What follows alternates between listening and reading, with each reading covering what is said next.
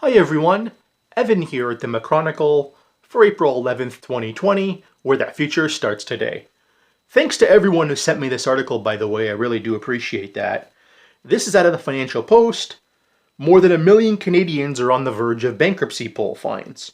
The poll goes to find, even with government assistance, mortgage deferrals, emergency response benefit, etc., 1 in 10 mortgage holders believe they'll be in default over the next 3 months.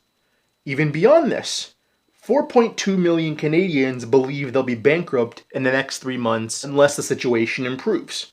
More on that in a second.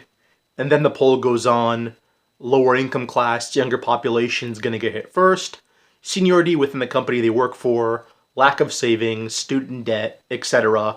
Perfectly understandable. And if the situation doesn't improve in the next couple of months, which it won't, more on that in a second, younger population, middle class will get hit next. And in case you're wondering, link to this poll will be in the description box below. Now here's the thing. First and foremost, I need to get this out of the way. I know it was the virus that pricked this whole thing. I understand that. I didn't predict it. I never had it in my models. No one had it in their models, okay? I'll leave that up front. But really, these polls have been coming out for the better part of the last 2 years now. Consumer insolvencies have been trending up for the last 2 years now. Unemployment in Canada bottomed in the middle of last year. Now again, it got set way higher by the virus and all the forced shutdowns. I understand that. Now one argument I'll agree with on these polls. All the numbers are usually always skewed to the upside. Okay, I accept that. But we can't forget, this was an economy where people were over-levered. This was an economy where people had no savings. And all it needed was a pin to pop the bubble. The virus, the shutdowns that resulted because of it, and the massive spike in unemployment was that pin. Okay? That much I'll state, that much I'll say, no one had in their models. But remember this, even without the virus, the economy is still slowing anyways. Even without the virus, we were going to see a recession in 2020 anyways. Even without the virus, in a couple of months, we were going to find out that unemployment is up year over year in Canada, which would have pricked the whole bubble itself. And even factor in consumer spending in Canada, growth was slowing from the later part of 2017, telling you that people were already stretched at that point. So all I'm saying is, this was gonna happen anyways. Okay? Recessions clear up excesses in the system. That's what they do. We were an economy that was over-levered.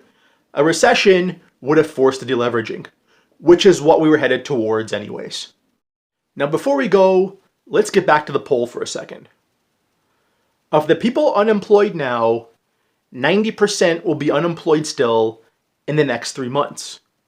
Of the people unemployed now, a majority of them will still be unemployed in the next 6 months.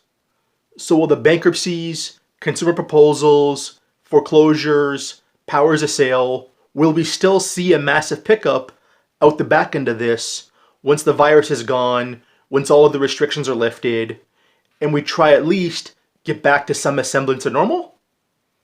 Absolutely. The only way it doesn't happen is if we have a V-shaped recovery. And fair to say, I'm not going to get into it for the 1000th time, we're not going to have a V-shaped recovery, okay?